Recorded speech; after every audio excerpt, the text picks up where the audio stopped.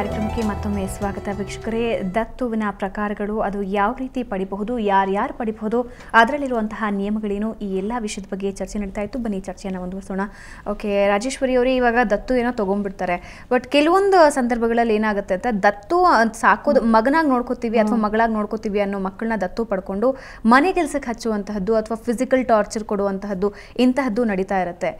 ಆ ರೀತಿ ಸಂದರ್ಭದಲ್ಲಿ ಯಾವ ರೀತಿ ಕ್ರಮ ಇರುತ್ತೆ? ಅಂದರೆ ಮಗುವಿನ ಹೆತ್ತ ತಂದೆ ತಾಯಿ ಏನಾದರೂ ಕೇಸ್ ಹಾಕಬಹುದಾ, ಹೇಗೆ?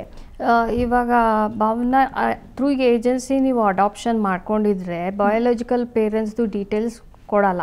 ಆ ಮಗುಗೂ ಗೊತ್ತಿರಲ್ಲ, ಈ ಅಡಾಪ್ಟೆಡ್ ಪೇರೆಂಟ್ಸ್ಗೂ ಗೊತ್ತಾಗಲ್ಲ ಯಾರು ಅಂತ.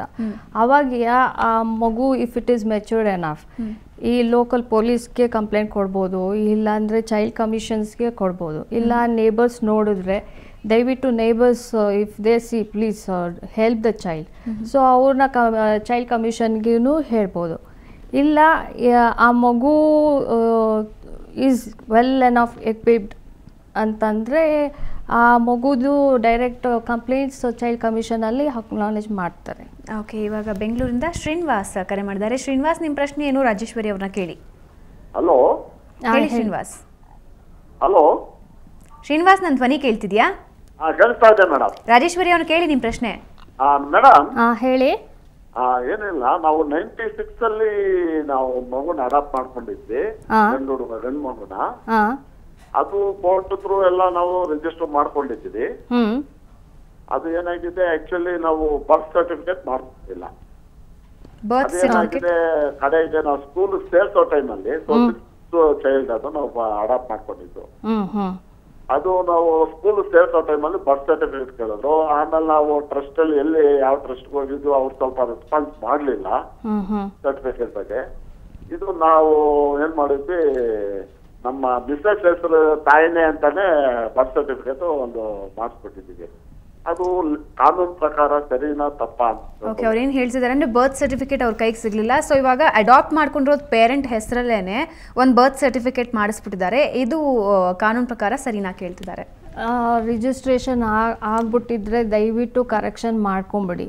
ಯಾಕಂದರೆ ಆ ಮಗುಗೆ ಫ್ಯೂಚರಲ್ಲಿ ತುಂಬ ಪ್ರಾಬ್ಲಮ್ಸ್. ಅದೇನು ಪ್ರಾಬ್ಲಮ್ ಏನಿಲ್ಲ, ನೀವು ಡಿಕ್ಲರೇಷನ್ ಸೂಟು ಕೋರ್ಟಲ್ಲಿ ಹಾಕ್ಕೊಂಡು ಈ ಥರ ನಾವು ರಿಜಿಸ್ಟರ್ ಮಾಡ್ಕೊಂಡಿದ್ದೀವಿ ಆ್ಯಂಡ್ ಅದಲ್ಲಿ ಬರ್ತ್ ಸರ್ಟಿಫಿಕೇಟಲ್ಲಿ ಚೇಂಜಸ್ ಬೇಕು ಅಂತ ಹೇಳಿ ಡಿಕ್ಲರೇಷನ್ಗೆ ಮಾಡ್ಬೋದು, ಅದೇನು ಪ್ರಾಬ್ಲಮ್ ಏನಿಲ್ಲ. ಬಟ್ ಈ ಥರ ಕಚಾಮುಚ ಮತ್ತು ಅಪ್ಪ ಅಮ್ಮ ಯಾರಾದರೂ ಹೆಸರು ಬರ್ತ್ ಸರ್ಟಿಫಿಕೇಟಲ್ಲಿ ಹಾಕಿದ್ರೆ ಲಾಂಗ್ ರನ್ನಲ್ಲಿ ಅವ್ರಿಗೇನೆ ಮಗುಗೆ ಪ್ರಾಬ್ಲಮ್ ಅದು. ಓಕೆ, ಈಗ ಬೆಂಗಳೂರಿಂದ ಅನಿತಾ ಕರೆ ಮಾಡಿದ್ದಾರೆ. ಅನಿತಾ, ನಿಮ್ಮ ಪ್ರಶ್ನೆ ಏನು ರಾಜೇಶ್ವರಿ ಅವ್ರನ್ನ ಕೇಳಿ.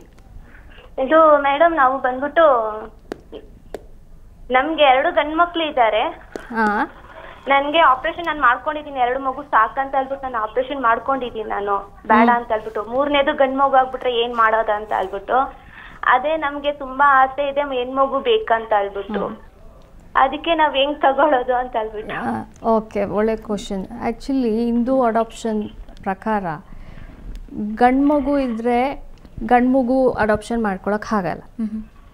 ಸೊ ಹೆಣ್ಮಗು ಇದ್ದರೆ ಹೆಣ್ಮಗುನ ಅಡಾಪ್ಷನ್ ಮಾಡ್ಕೊಳಕ್ಕಾಗಲ್ಲ. ಇವಾಗ ಇವ್ರ ಕೇಸಲ್ಲಿ ಗಂಡು ಮಗು ಇರೋದ್ರಿಂದ ಹೆಣ್ಮಗುನ ಅಡಾಪ್ಟ್ ಮಾಡ್ಕೊಬೋದು. ನಾನು ಹೇಳ್ದೆ ಅಲ್ಲ, ಥ್ರೂ ಪ್ರಾಪರ್ ಚಾನಲ್ಗೆ ಹೋಗಿ, ಏಜೆನ್ಸಿಗೆ ಹೋಗಿ, ಚೈಲ್ಡ್ ಡೆವಲಪ್ಮೆಂಟ್ ಅವ್ರಿಗೆ ನೀವು ಹೋಗಿ ಮಾತಾಡಿದ್ರೆ ಸಾಕು, they give the proper guidelines ಕೊಡ್ತಾರೆ. ಓಕೆ, ಇನ್ ಕೇಸ್ ಓಕೆ, ಇವಾಗ ರವಿಕುಮಾರ್ ಕರೆ ಮಾಡಿದ್ದಾರೆ. ರವಿಕುಮಾರ್, ನಿಮ್ಮ ಪ್ರಶ್ನೆ ಏನು ರಾಜೇಶ್ವರಿ ಅವ್ರನ್ನ ಕೇಳಿ. ಹಲೋ, ಹೇಳಿ ರವಿಕುಮಾರ್. ಮೇಡಮ್, ನಮ್ಮ ಮ್ಯಾರೇಜ್ ಆಗಿ 11 ಇಯರ್ಸ್ ಆಗಿದೆ. ಓಕೆ, ಹೇಳಿ. 11 ಇಯರ್ಸ್ ಆಗಿದೆ. ಇವಾಗ ನಮ್ಮ ಮಿಸ್ಸಸ್ ಅಲ್ಲಿ ಪ್ರಾಬ್ಲಮ್ ಇದೆ. ಓಕೆ, ಪ್ರಾಬ್ಲಮ್ ಆಗಿದೆ. ಇವಾಗ ನಾವು ಮಗುನ ಅಡಾಪ್ಟ್ ಮಾಡ್ಕೋಬೇಕು ಅಂತ ಇದ್ದೀವಿ. ನಿಮ್ಮ thought is a noble thought. So we should all encourage your thought. ನೀವು ಚೈಲ್ಡ್ ಡೆವಲಪ್ಮೆಂಟ್ ಡಿಪಾರ್ಟ್ಮೆಂಟ್ಗೆ ಹೋಗಿ ಅವ್ರು ಬಂದು ನಿಮಗೆ ಪ್ರಾಪರ್ ಚಾನಲ್ ಏಜೆನ್ಸಿ ಅವ್ರಿಗೆ ರೆಫರ್ ಮಾಡ್ತಾರೆ. ಅವ್ರು ನಿಮಗೆ ಹೇಗೆ ಪ್ರೊಸೀಡ್ ಮಾಡೋದು ಅಂತ ಹೇಳ್ಕೊಡ್ತಾರೆ. ಓಕೆ, ಈಗ ಬೆಂಗಳೂರಿಂದ ಅನುಷಾ ಕರೆ ಮಾಡಿದ್ದಾರೆ. ಅನುಷಾ, ನಿಮ್ಮ ಪ್ರಶ್ನೆ ಏನು ರಾಜೇಶ್ವರಿ ಅವ್ರನ್ನ ಕೇಳಿ. ಹಲೋ, ಹೇಳಿ ಅನುಷಾ. ಮೇಡಮ್, ನಾವು ನಮ್ಮ ಅತ್ತಿಗೆ ಮಗುನ ಬಿಟ್ಟು ಹೋಗಿದ್ದಾಳೆ, ನಮ್ಮ ಅಣ್ಣ ತೀರೋಗಿದ ತಕ್ಷಣ. ಆದ್ರೆ ಇವಾಗ ಮಗುನ ನಾನೇ ಸಾಕ್ತಾ ಇದ್ದೀನಿ. ಅವಳು ಮತ್ತೆ ಬಂದು ಕೇಳ್ಬೋದೇನೋ ಅಂತ ನಮ್ ಭಯ. ಇವಾಗ 3 ವರ್ಷ ಆಗಿದೆ ಅವಳು ಬಿಟ್ಟೋಗಿ, ಮಗುಗೆ 7 ವರ್ಷ ಇವಾಗ. ಯಾವಾಗಿದ್ರು ನ್ಯಾಚುರಲ್ ಪೇರೆಂಟ್ಸೇ. ಓಕೆ, ಇದರಿಂದ ಏನಾದರೂ ಅವ್ರು ಮಾಡ್ಕೋಬಹುದು ಅಂದ್ರೆ ಯಾರು ಪೇರೆಂಟ್ಸ್ ಇರ್ಲಿಲ್ಲ ಆ ಸಂದರ್ಭದಲ್ಲಿ ಆ ಥರ ಏನಾದರೂ ಮಾಡಬಹುದು? ಯಾರು ನಾವು ತಂದೆ ತೀರೋಗಿದ್ದಾರೆ, ಇವಳು ಬೇರೆಯವ್ರನ್ನ ಮದ್ವೆ ಮಾಡ್ಕೊಂಡು ಹೋಗಿದ್ದಾಳೆ. ಬೇರೆ ಮದುವೆ ಮಾಡ್ಕೊಂಡು ಹೋಗಿದ್ದಾಳೆ, ಮಗು ಬೇಡ ಅಂತ ಬಿಟ್ಟು ಹೋಗಿದ್ದಾಳೆ. ಅದನ್ನ ನಾನ್ ಸಾಕ್ತಾ ಇದ್ದೀನಿ ಮೇಡಮ್. ನಾವು ಅನ್ಮ್ಯಾರಿಡ್, ನಾನ್ ಸಾಕ್ತಾ ಇದ್ದೀನಿ. ಇವಾಗ ಆ ಮಗುನ ನಾನು ಅಡಾಪ್ಟ್ ಮಾಡ್ಕೋಬಹುದಾ?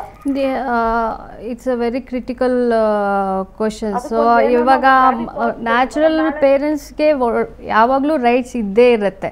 ಹೌದಾ? ಮತ್ತೆ ಇವಾಗ ಬಿಟ್ಟು ಹೋಗಿದ್ದಾಳಲ್ಲ, ಬೇಡ ಅಂತ ಹೇಳೇ ಮಗುನ ಬಿಟ್ಟು ಹೋಗಿದ್ರು ನ್ಯಾಚುರಲ್ ಪೇರೆಂಟ್ಸೇ ಅವ್ರಿಗಿರೋ ರೈಟ್ಸ್. ನೀವು ನಾವು ಕಾನೂನು ಪ್ರಕಾರವಾಗಿ ಯಾವ ರೀತಿ ತಗೋಬಹುದು ಮೇಡಮ್? ಇವಾಗ ವಿತೌಟ್ ಅಡಾಪ್ಷನ್ಗೆ ಬಂದು ಅಮ್ಮನೇ ದತ್ತು ಕೊಡ್ಬೇಕಾಗಿರತ್ತೆ. Because husband is not alive. Court ಮುಂದೆ ಹೋದ್ರೂ ಅಮ್ಮಂದು ರೈಟ್ಸ್ ತಗೊಳಲ್ಲಮ್ಮ. Court how far it is true ಅಂತ ಅವ್ರಿಗೂ ಡೌಟ್ಸ್ ಬರುತ್ತೆ. ಐ ಥಿಂಕ್ ಅನುಷಾ ಅವ್ರನ್ನೇ ಭೇಟಿಯಾಗಿ ಅವ್ರ ಅತ್ತಿಗೆನೇ ಭೇಟಿಯಾಗಿ ಏನಾದ್ರೂ ಸೊಲ್ಯೂಷನ್ ಕಂಡ್ಕೋಬಹುದು ಅಂತ ಅನ್ಸುತ್ತೆ. ಅನುಷಾ, ನೀವು ಒಂದ್ಸಲ ನಿಮ್ಮ ಅತ್ತಿಗೆನ ಹೇಗಿದ್ರು ಅವ್ರು ಈಗ ಮದುವೆ ಆಗ್ಬಿಟ್ಟಿದ್ದಾರೆ, ಸೊ ಐ ಥಿಂಕ್ ನೀವು ಒಂದ್ಸಲ ಹೋಗಿ ಅವ್ರನ್ನ ಮಾತಾಡಿದ್ರೆ ತಗೊಂಡು ಅಡಾಪ್ಷನ್ ಮಾಡ್ಕೊಳ್ಳೋದು ಉತ್ತಮ. ಓಕೆ, ಸೊ ಇವಾಗ ಈ ರೀತಿ ದತ್ತು ತಗೊಳ್ಳೋದು ಒಂದು ರೀತಿ ಆದರೆ ಈ ಸಿಂಗಲ್ ಪೇರೆಂಟ್ ಅನ್ನೋ ಒಂದು ಪದಾನೇ ತುಂಬಾ ಕ್ರಿಟಿಕಲ್. ಅಂದ್ರೆ ಯಾರನ್ನ ಸಿಂಗಲ್ ಪೇರೆಂಟ್ ಅಂತಾರೆ ಅಂತ ಗೊತ್ತಾಗಲ್ಲ. ಸೊ ಸಿಂಗಲ್ ಪೇರೆಂಟ್ ಅಂದ್ರೆ ಏನು, ಯಾರಿಗೆ ಇದಾಗತ್ತೆ? ಸಿಂಗಲ್ ಪೇರೆಂಟ್ ಅಂದರೆ ಡೈವೋರ್ಸ್ ಆಗಿರೋದು, ವಿಡೋ ಆಗಿರೋರು, all this people category are single parent ಅಂತ ಹೇಳ್ಬೋದು. ಬಟ್ ಇನ್ನೊಂದೇನಂದ್ರೆ ಅನ್ಮ್ಯಾರಿಡ್ ಮ್ಯಾನ್ ಕೆನಾಟ್ ಅಡಾಪ್ಟ್ ಅಂತ ಇದೆ. ಅಂದ್ರೆ ಮದುವೆ ಆಗದೆ ಇರೋ ಒಬ್ಬ ಗಂಡು ಮಕ್ಕಳನ್ನ ಅಡಾಪ್ಟ್ ಮಾಡ್ಕೋಬಾರ್ದು ಅಂತ ಹೇಳ್ತಾರೆ. ಅಲ್ಲೇ ಮಾಡ್ಕೊಬೋದು Bhavana. ಜುನೈಲ್ justice it's very flexible. ಅದ್ರಲ್ಲಿ ಬಂದು ಸೇಮ್ ಸೆಕ್ಸ್ ಆಫ್ ಚಿಲ್ಡ್ರನ್ ಒಂದ್ಸಲ ನೀವು ಮಗುನ ನೀವು ಅಡಾಪ್ಟ್ ಮಾಡ್ಕೊಂಡ್ರೆ ಇನ್ನೊಂದ್ಸಲ ಹೆಣ್ಮಗುನೂ ಅಡಾಪ್ಟ್ ಮಾಡ್ಕೊಬೋದು. ಓಕೆ, ಆ ಥರ ತುಂಬ it is more flexible than Hindu adoption consider ಮಾಡಿದ್ರೆ ಇದು ಇಟ್ಸ್ ಫ್ಲೆಕ್ಸಿಬಲ್. ಓಕೆ, ಫೈನಲಿ ಮಕ್ಕಳನ್ನ ಅಡಾಪ್ಟ್ ಮಾಡ್ಕೊಂಡು ತುಂಬ ಎಳೆ ಮಗುನ ಅಡಾಪ್ಟ್ ಮಾಡ್ಕೊಳ್ಳೋದು ತುಂಬ ಸ್ವಲ್ಪ ಬೆಳೆದಿರುವಂತಹ ಮಗುನ ಅಡಾಪ್ಟ್ ಮಾಡಿಕೊಂಡು ಅದನ್ನು ಸೈಕಲಾಜಿಕಲಿ ಬೆಳೆಸೋದು ತುಂಬ ಕಷ್ಟ. ಸೊ ಅದನ್ನು ಪೇರೆಂಟ್ಸ್ ಯಾವ ರೀತಿ ಮಾಡಬೇಕಾಗತ್ತೆ ನೋಡಿ, ಅದನ್ನು ನೀವು ಮಗುಗೆ ಎಕ್ಸ್ಪ್ಲೇನ್ ಮಾಡಬೇಕು. ಸ್ಟೋರೀಸ್ ಈ ಥರ ಸ್ಟೋರೀಸಲ್ಲೇ ಇನ್ಕಾರ್ಪೊರೇಟ್ ಮಾಡಿಕೊಂಡು ಆ ಮಗುಗೆ ರಿಯಾಲಿಟಿಯಿಂದನೇ ಬೆಳೆಸೋದು ಉತ್ತಮ. ಯಾಕಂದರೆ ಯಾವುದೋ ಒಂದಿನ ನನ್ನ ಅಡಾಪ್ಟೆಡ್ ಚೈಲ್ಡ್ ಅಲ್ಲ ಅಂತ ಅನಿಸ್ಬಾರ್ದು. ನೀವು ಫಸ್ಟಿಂದನೇ ಆ ಮಗುಗೆ ಆ ಮೆಂಟಲ್ ಸೆಟಪ್ಪಿಂದನೇ ಬೆಳೆಸಿದ್ರೆ it will be battling on its own ಎಲ್ಲ ಕಡೆನೂ. ನಾನು ಅಡಾಪ್ಟೆಡ್ ಚೈಲ್ಡು, ನಮ್ಮಮ್ಮ if it is a single parent ಅಂತ. ಇವಾಗ ಸಿಂಗಲ್ ಪೇರೆಂಟ್ ಅಂತ ಇಟ್ಕೊಂಡಾಗ ಆ ಇನ್ಹಿಬಿಷನ್ಸು both the mother and the ಚೈಲ್ಡ್ಗೆ ಬರಬಾರ್ದು. ಓಕೆ, ಅದನ್ನ ಪ್ರೈಡಾಗಿ ಹೇಳ್ಕೊಳ್ಳಿ.